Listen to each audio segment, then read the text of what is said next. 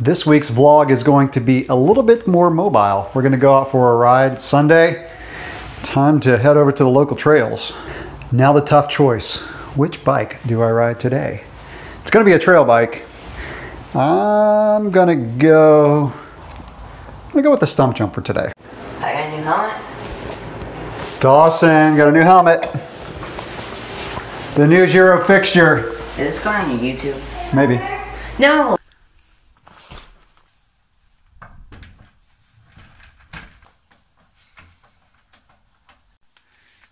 Dawson taking out the flats and going clipless today.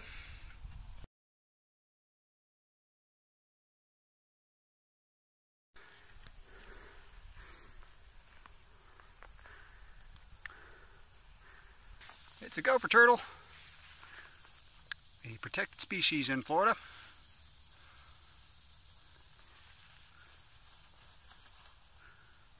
It's a fast turtle.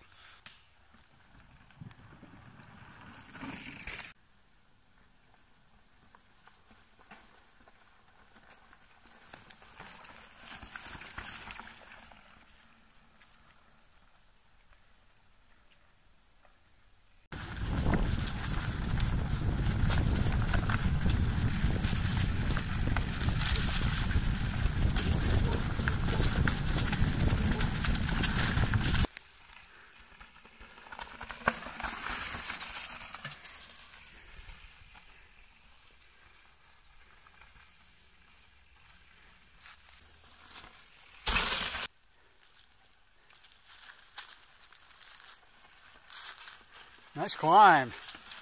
Steeper than it looks in the video.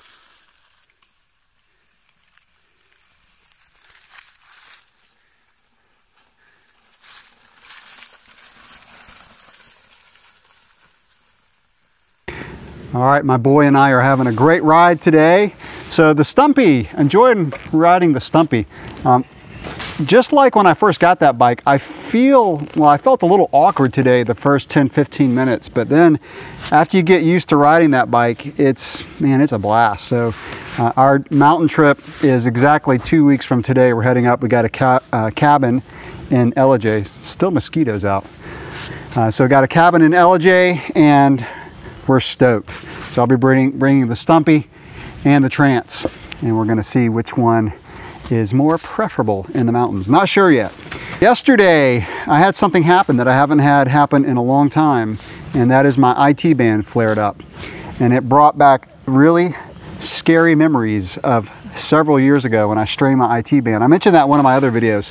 So I strained my IT band and I was off the bike for 5 months. I'd ride for 30 minutes and it would start hurting, and then I would take a week off, try it again. That's a whole nother story, but it flared up again yesterday, and it's only happened maybe like 3, 4, 5 times in the last 4 or 5 years. And I'm trying to put together a pattern of why it flares up, because I was going to do a 70-mile gravel ride and it started hurting 30 miles into the ride. At mile 50, I had my wife come pick me up, because one thing I know about IT band is once it starts hurting, you got to stop. And so I actually rode like an hour with it hurting a little, not like painful, but I could tell it was getting tighter and tighter. So far so good today on this ride. We're about an hour and 20 minutes into our ride, and I can feel it a little bit. I iced it a bunch last night, but man, IT band, that's no joke. I'm more sensitive than most people. I got to walk around. These mosquitoes are killing me. So I'm a little bit more sensitive with IT band, just the way my legs are shaped.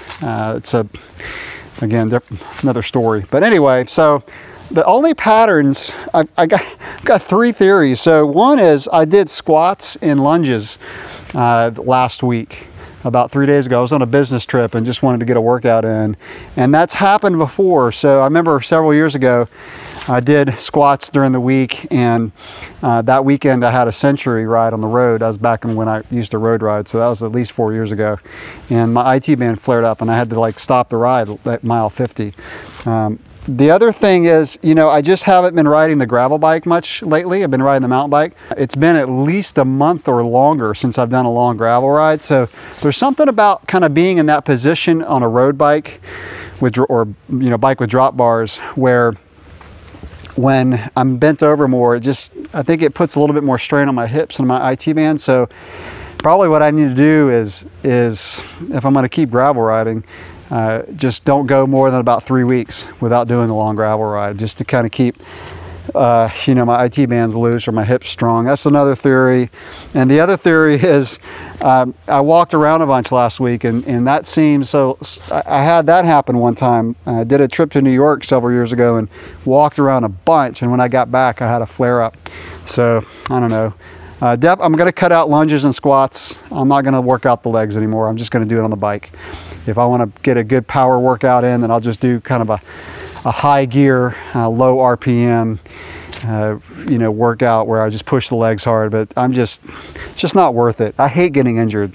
That's one thing, one reason why I don't jump a lot anymore. I'll do drops, but just, you know, big jumps. I just don't want to do anything to get injured. I mean, I ride 5-6 days a week, and it's just a part of my lifestyle. And whenever I can't ride, it's not good. So anyway, that's the vlog for the week. Let me see, is there anything else I need to mention? I'm inserting this clip after I got home from the ride today. I'm going to try the Hero 7. As much as I don't want to buy another GoPro, I'm seeing a lot of good things about the stabilization of the Hero 7. So my Hero 6, the bad thing about it is when I use the gimbal, I can't really talk because the audio is just too bad. I have to use an external microphone. So anybody who may be interested in picking this up for me, I'm going to sell my Hero 6 with the gimbal in the case and the extension cable. So that's how you can keep the handle, oh, this thing's hard to open, keep the handle in your Camelback while you have the gimbal up front. And I've even got the box for the Hero 6, so all the little accessories that come with it. Oh yeah, so I think that's it. We'll get a little cool camera angle to end the vlog. That is kind of cool. All right, anyway, so y'all have a great week of riding, and I'll catch you in the next video. Thanks for watching.